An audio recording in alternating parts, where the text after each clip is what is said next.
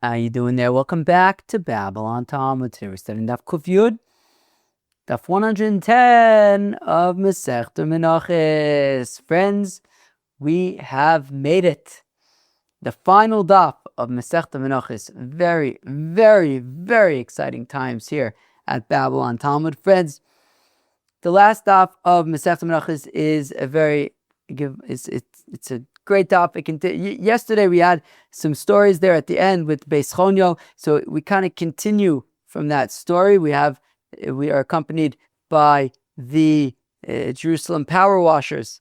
They are out providing their power washing services at the moment, but hopefully that service should end within the next 5 or 10 minutes.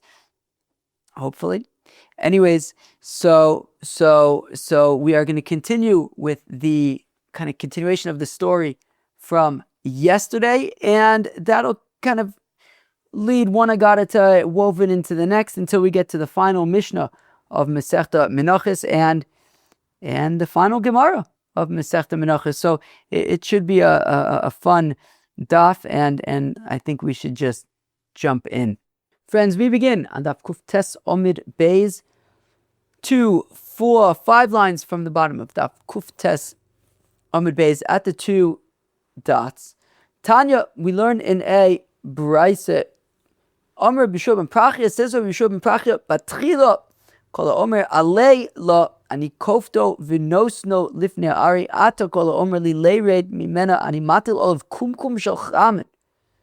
Friends, who is Rabbi B'Shua ben Prachia and what is he saying?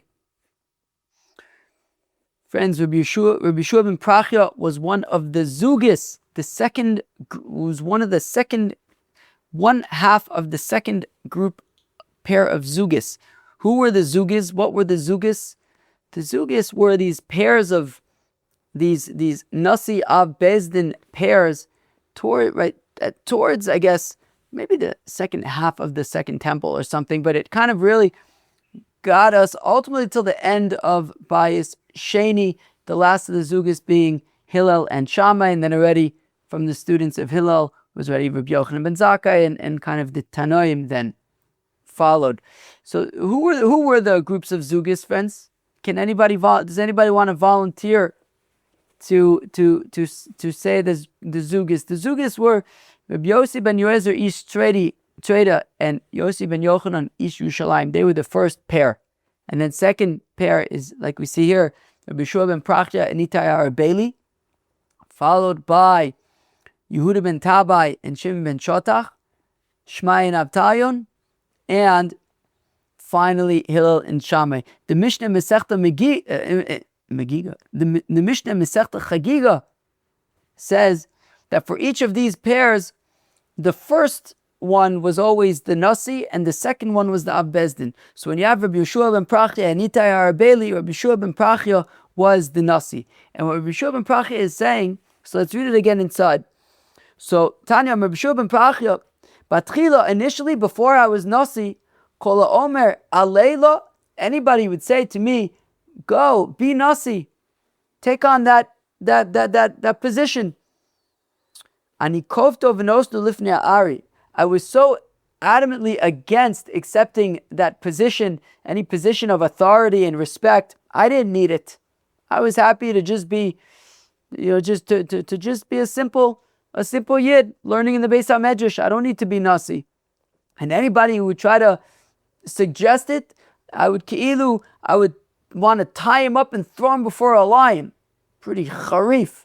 But that is so how adamantly he was against accepting this position. And now, or even it being suggested that he should accept the position. Kola Omer Li, but now that I'm in that position, right? And of course, this is a sort of continuation from yesterday, where we had seen we've seen two versions of the story of Chonyo and his brother Shimi. That in the first version, Shimi was kind of the troublemaker, and they were saying he had never actually been in a position of power, and yet look how much he wanted to get it. Somebody already has it, and you want to take it away from him. We also then saw Chonyo, who initially, this is more similar to Rabbi Yeshua ben Prachia, according to the second version, according to Rabbi Yehuda's version, initially Chonyo said, look, I don't need to be Kohen Gadol, let my older brother Shimon be Kohen Gadol, but then he just, he needed it. Although I guess it's also a little bit different because it was more, anyways.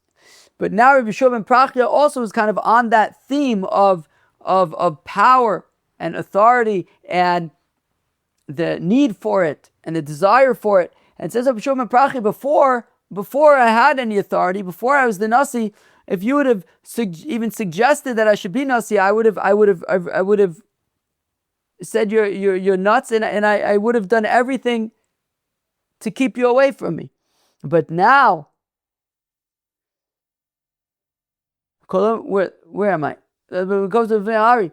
Ata. But now that I am the Nasi and I have the authority and I have the power, it's the exact opposite. If anybody would as much as suggest that I should walk away, that I should give up my position of power, give up being the Nasi, animatul olav kumkum chalchamin. Wow, this is very dramatic. I'll throw on him a pot of hot water. Wow, that's very, very extreme. But it shows you how the effect that power has on a person. They get power and they will hold on to it with whatever they can. Shari Shaul barach mimeno. Shaul bikesh David la what mimeno. U'shaala bikesh la'arges David. We saw a similar thing play out with Shaul. When Samuel wanted to anoint Saul to be the king over Israel, twice Saul shied away. Initially, Samuel told him that he's going to be a king. Saul said, "Me, who am I? I'm from the smallest tribe, from the smallest family in that tribe. Who am I to be king?" And then when later they went to anoint him, they couldn't find him. He was hiding. He so much shied away from being the king. And then when King David began his ascent and was gaining momentum, King Saul lost it. And he was mamish trying to kill David. So in mamish we could see the effect that authority and power can have on a person, these sort of these extremes, these polarizing effects that it can have on a person. Amalei, Mark Shisha Breder of Chizde, Le'abai says, Mark Shisha Breder of Chizde to Abai, Reb Meir, Haikot Reb Yehuda, my Avada. You see, Reb Yehuda had said that Chonyo then went and he built this temple in Egypt, and it was L'Shem Shamayim, and he quoted a pasuk. It's a pasuk from Yeshaya that says, "Bayom ahu yiyeh mizbeach l'Hashem b'socher etz Mitzrayim," etc. So according to Reb Meir, though, who says that Chonyo made a temple for idolatry, so what does he make of that pasuk from Yeshaya? So Reb Meir Aikra to Reb Yehuda my Avalei. He needs it for the following, like as it's used in the following Braise, after the downfall of Sancherib, Chizkiah went out, and he saw these princes, these sons of kings, and they were sitting in golden wagons. Hediron, and Chizkiah made them promise shelo avodas kochom, that they would not worship avodah zarah. Shenemar, as opposed to bayomahu yiyu chomesh orim be'eretz Mitzrayim, that on that day there will be 5 cities in Egypt. Midabru sfas Canaan, and they will speak Hebrew. V'nishboris l'Hashem tzvakis, and they will make oaths to the Rebbeinu Shalom. So okay, these 5 sons of kings, they swore some kind of a loyalty thing, and okay, they went to Alexandria in Egypt, and they built there an altar ve'elu olav l'shem shemaim, and they offered korbanos there to the Rebbeinu Shalom. So these sons of kings then went back after Tzidkiyahu made them swear that they would be good.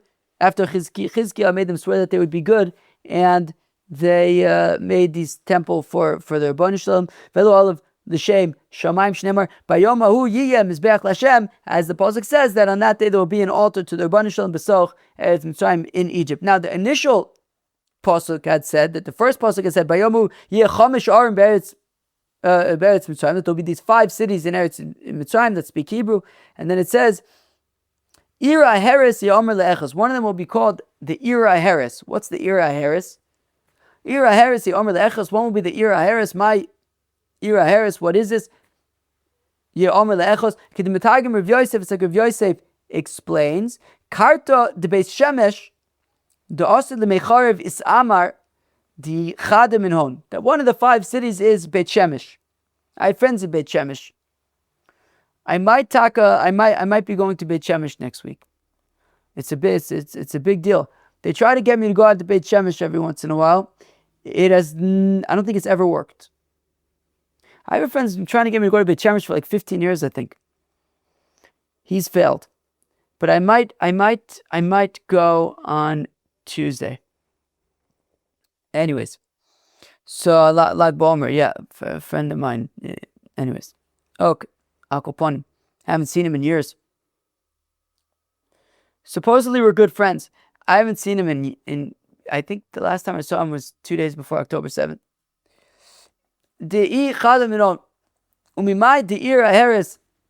Lishna de Shimshai. How do we know that Heres is son? So that's like Ira Heres is Beit Shemesh. So the Chsiv, as the Apostle says in Job, in Eov, Ha'omer lacheres v'lo yizrach, that Job, Eov says about the Rebbeinu Shalom, that the Rebbeinu Shalom can say to the Heres, to the Cheres, to the son, v'lo yizrach, and it shan't. Does shan't mean shall not? Does now, and it shan't shine. So Cheres there is son, and I guess Cheres is like Heres, and therefore Ira Heres is Beit Shemesh. Chap a shluck of tea, and we'll go weiter.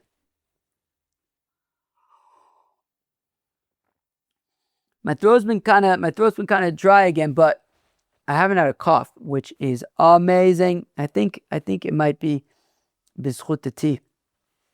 Avi bonai mirochaik uvnosai miktzei haaretz. Well, we haven't had real agada to like this probably since before Zvachim. I don't know. Zvachim and Menachos were all business. Havi bonai mirochaik, bring my children from far, bring my sons from far, uvnosai miktzei haaretz, and my daughters from the edges of the land.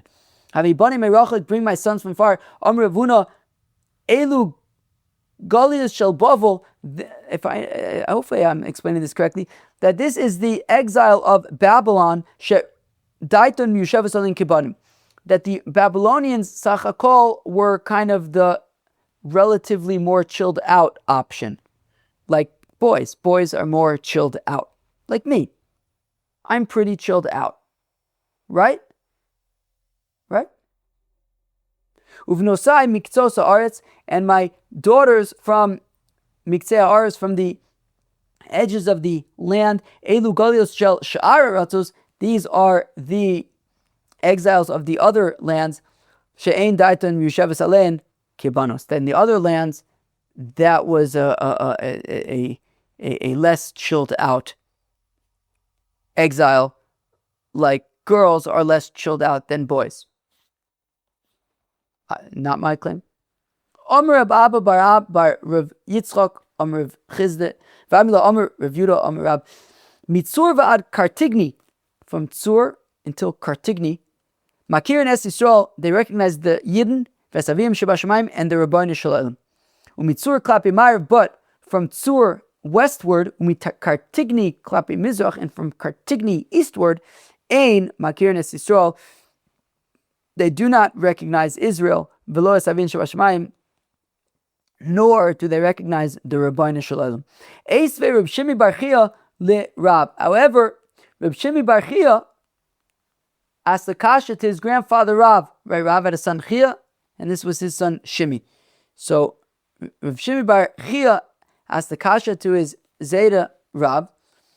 Mimizrach shemesh v'amavoy is a pasuk from Malachi, from where the sun rises to where it sets. Gadol Shmi Bagoyim, my name is great among the nations. Uvchol Makoim Mukter Mugash Lishmi Uminchat Torah, and in every place incense is being burnt to my name, and flower offerings, pure flower offerings, or I don't know if in this context it specifically means flour offerings, but pure offerings. So the pasuk in Malachi seems to be saying that all over the world they are making sacrifices and services to and offerings to the Rabban Shalom. Amar le Shimiat. Rav says to his Einikel. He says, Shimi, ma pitom, dekarule Elah de Elah. You see, in those places where we're saying that they don't recognize Israel and they don't recognize Rabban Shalom, it means that sure they call him Elah de Elah. Right? It's a concept that comes up in Tanya that they recognize gods, right? Especially you go to the east, there's all sorts of getchkes all over the place. They recognize gods and they recognize the Rabban Shalom, but they say that he's the God of the gods, but the everyday gods are not him. So therefore that's what it means, that all over the world they recognize that there is a God, but they also believe that there are other gods as well. What does it mean that in every place they are making offerings to the Rabban Shalom? The Yidden aren't in every place. Shmuel Bar, or at the very least, right? They're not. So Beis Hamikdash isn't in every place. So what does this mean?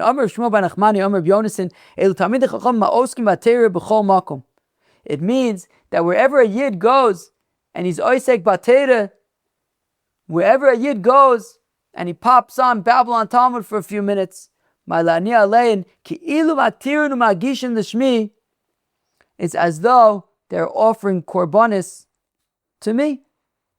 You chop a few minutes of learning in a far flung,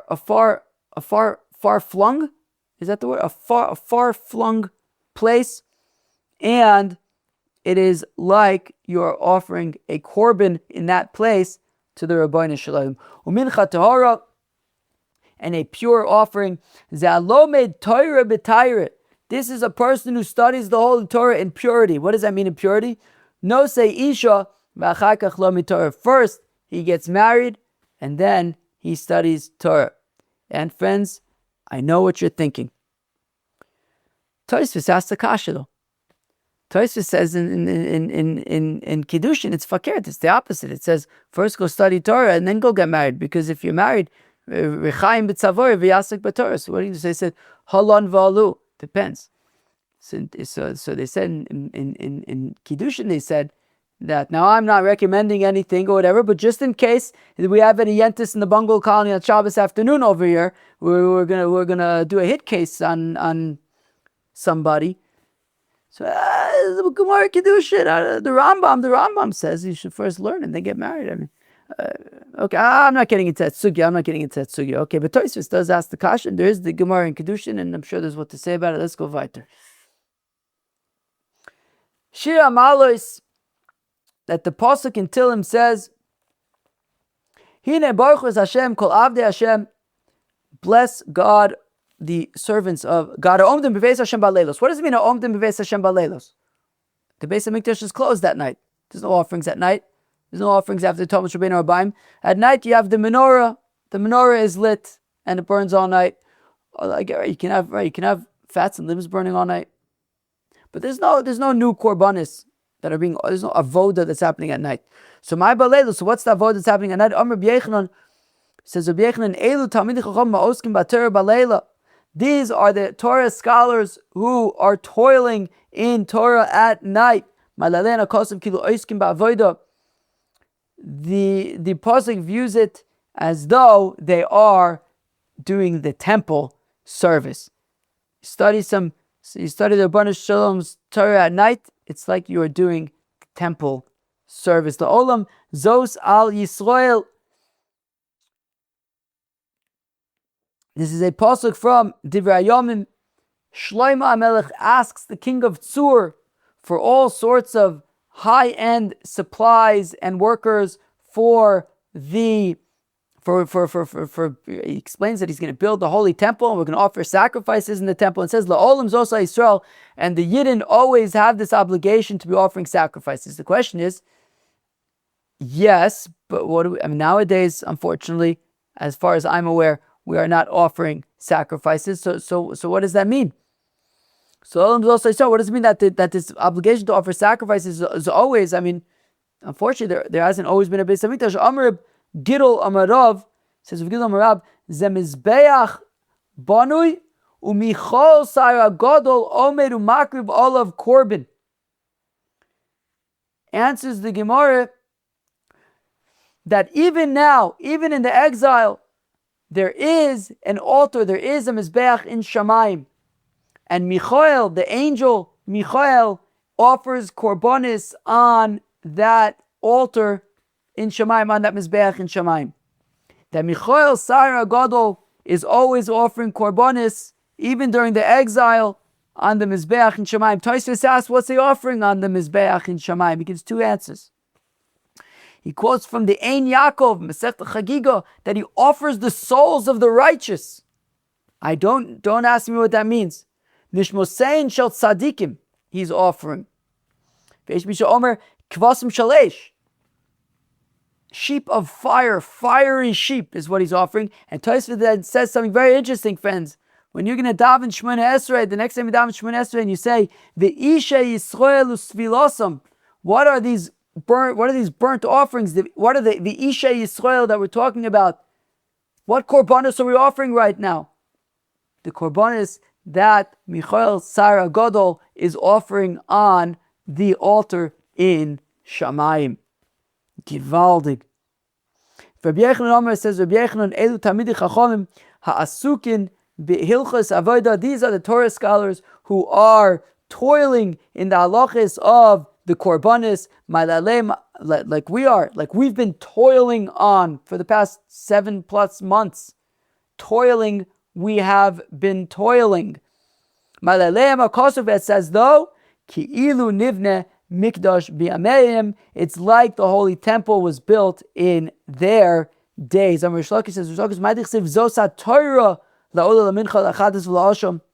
What's mean that this is the Torah of the Ola, the Mincha, the Chatas Hashem? Why not say this is the Chukim, the laws? Why Torah specifically? Anybody who studies the Holy Torah, Ki'ilu, it's as though Hikriv Ola, Mincha, Chatas v'Ashem. It's like he offered a Korban Ola, a Korban Chatas, a Korban Mincha, a Korban Ashem. Amar Rava says, Rava, Hai la Ola, la Mincha, Ola u Mincha mibayile. Why say to the Ola, to the Mincha? Say in Ola and the Mincha.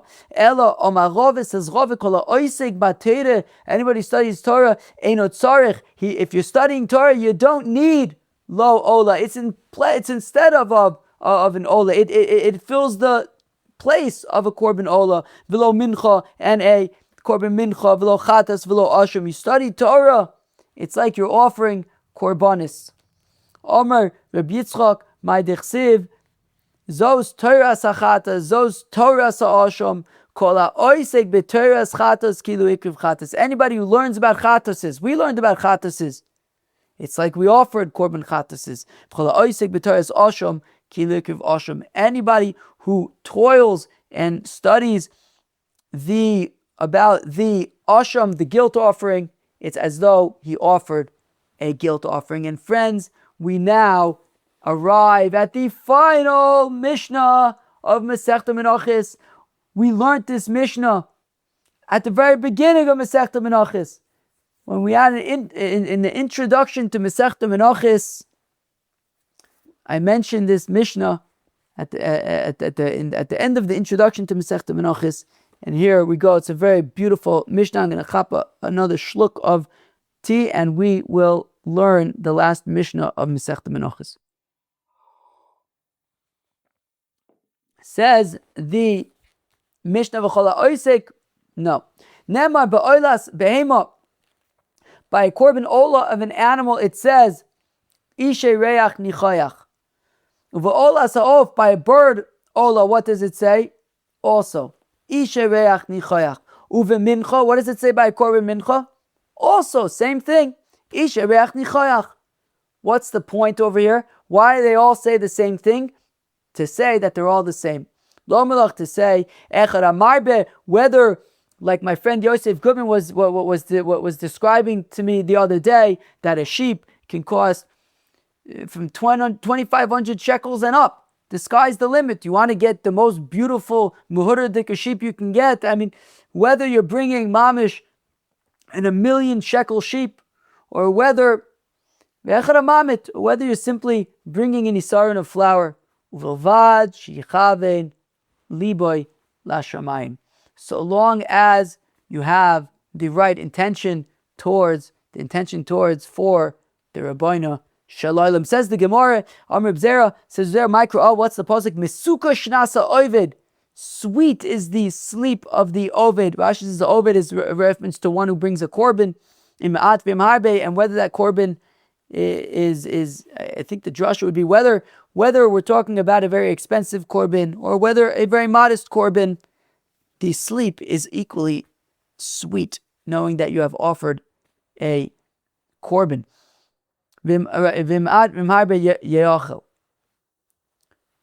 Yochel, I think.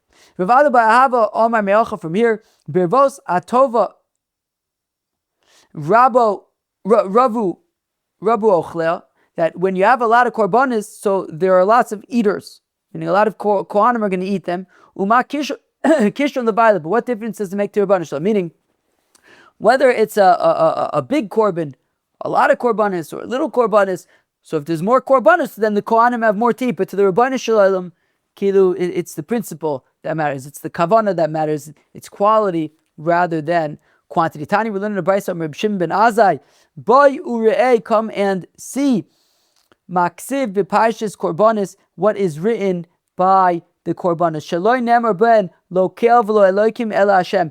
By the korbanos, the Torah consistently writes Hashem rather than kel, rather than elokim. Right over here it says kel, over here it says elokim. No, it consistently says the same name of the Rabbanan Shalom Yud Kei Vav Kei. Shelo litein pischin peh libaldin lachlok, so that none of our detractors should be able to come and say, wait, it says this name of God here and that name of God there. Let's say by Chatas it says Kel, and by an Oshrim it says Elokim, for example. So you see, you're offering Chatases to Kel and Oshrims to a different God called Elokim. No.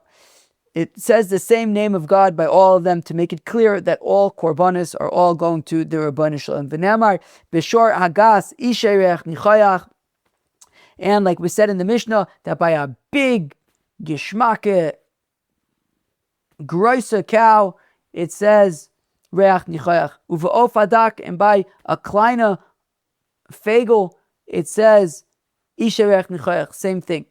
Uvimincha, and by a modest flower offering, isherech nichayach. Lo melach to say to you, echad amarbe ve'echad amamit, whether you bring a lot, whether you bring a little, uvavad shichaben eslibu lashamayim, so long as your intention is for the Rabbanan Shalom. V'shem ator melachilu utzarich. Maybe you're going to suggest the Rabbanan Shalom needs to eat. We're doing him a favor. It's a win-win. He's hungry. He needs to eat. And we need preferential treatment. So it's a win-win. Tam lomer im erav loy oy malach ki li tevelim lo. Look, the Rabbanan Shalom says, if I'm hungry, I'm not going to tell you because it makes no difference. Everything belongs to me. If I'm hungry, I have what I need to eat. I don't need you. V'nemar ki li kol chayso yar behemos behare olef yodaiti kol of harim viziz sodai imi. The Rabbanan Shalom says, all the fields and all the animals, everything is mine. Anything I need, I have. Ha'oichel b'sar abirim v'dam atudim eshte, that I have all of this food and drink. Lo amarti aleichem zivchu kidei shetomar es eretzono v'yas eretzoni. Says the Rabbanan Shalom, I did not command you to bring korbanos so that there would be some kind of two-way, win-win scenario that you say, okay, well, I provide God with food and He provides me with preferential treatment. Lo letzoni atem zovchim. You're not offering because I need it. El letzonchem atem zovchim. You're offering because you need it. It's beneficial for you. It's an appeasement for you. Shenemar litzonchem tizbachu, for your own, so it should be a ratzon for you. Sacrifice. Alternatively, litzonchem tizbachu, litzonchem zivchu, lidatchem zivchu. That you have to have intention when you are offering. Like Shmuel asked Rav Huna, how do we know that misasik by kachim? If you just kind of picked up your knife and oops, there was the neck of the animal and it got slaughtered, no intention at all. How do you know that it's pasul? Shenemar shachar es par abakar shetei shchita l'shem par l'shem ben bakar. That the shchita needs to be for the ben bakar. It needs to be intentional. Amar lo Rav. So Shmuel asked Rav Huna, Zo biadenu hu. So he says, we already, okay, so we know this. How do we know that, right? La'akiv b'nayin. How do we know that it's not just a mitzvah, but it's actually ma'akiv? You have to have intention. So tamlom le'tzonchem tizbachu le'datchem zivchu. That you have to have intention. It doesn't just say, v'shachar has ben abakar, but also le'tzonchem tizbachu, that le'datchem zivchu, that you have to have intention when you slaughter for that animal. I guess it kind of goes full. Interesting. I wonder why. In some ways, it feels like Zvachim and Menachos were like two sides of the same coin. They're both talking about korbanos. They're both in the same book that I've been holding in my hand for the past 7.5 months. Chulin is already about Chulin, and lots of other topics which we'll get to on tomorrow's stuff. But it's interesting. It kind of ends on this, right? Zvachim starts off with Kol Zvachim Shenizbechu Shalol Lishman Ksher and El Shalol B'Bayil B'Shem Chova, and it ends with the Datchem Zivchu. That you have to have intention. Right? We discussed a million things in between, but it's interesting. It kind of ended on a similar note. That you have to have intention when you slaughter a korban. Now, if you don't have intention, depending, obviously, that goes back to the first Mishnah of Masechta Zvachim. Depends what korban it is, and anyways, you won't be yotzei your chova, all that kind of stuff. But Hadran Allah. Harei Allah Yisaron Uslikala Masechta Menachos. Mazel tov, friends. On today's daf Kuf Yud of Masechta Menachos, we wrapped up we kind of wrapped up really a continuation from yesterday's discussion. We started with Rabbi Shua ben Prachya, had some insight on authority and power and people's relationships with it, and that kind of weaved into other agadatas about studying Torah, studying korbanos, and we learned the final Mishnah about Echad Amarbe ve'Echad Amamet Vavad Shechaven Livoy La Shomayim. Wow, sheesh, chevre, huge mazel tov over here. This was not, I'm viewing this not just as menachos, but kind of as the sort of completion of Zvachim and Menachos. These were two major Masechtas that were focused all about korbanos. Zvachim on animals, Menachos on flower offerings, and wow, was it a mission, and wow, was it hard, and wow, was it demanding. It was like nothing else that we've ever done before. It was hard, but it was amazing. I think we're probably all different because of it. I don't know. It was doing some real internal work, I think. Masechta Zvachim and Masechta Menachos. But friends, we did it. We made it to the end. It's absolutely unbelievable. Tomorrow we're going to begin Masechta Chulin, where we're going to be talking about shchita, but not of korbanos necessarily, but of regular meat. Who knows? Maybe after learning Masechta Chulin, I'll eat a little meat. Who knows? I don't know. It's not in the plans yet. But Chevra, Mazel Tov. Have a great Shabbos. Peace out.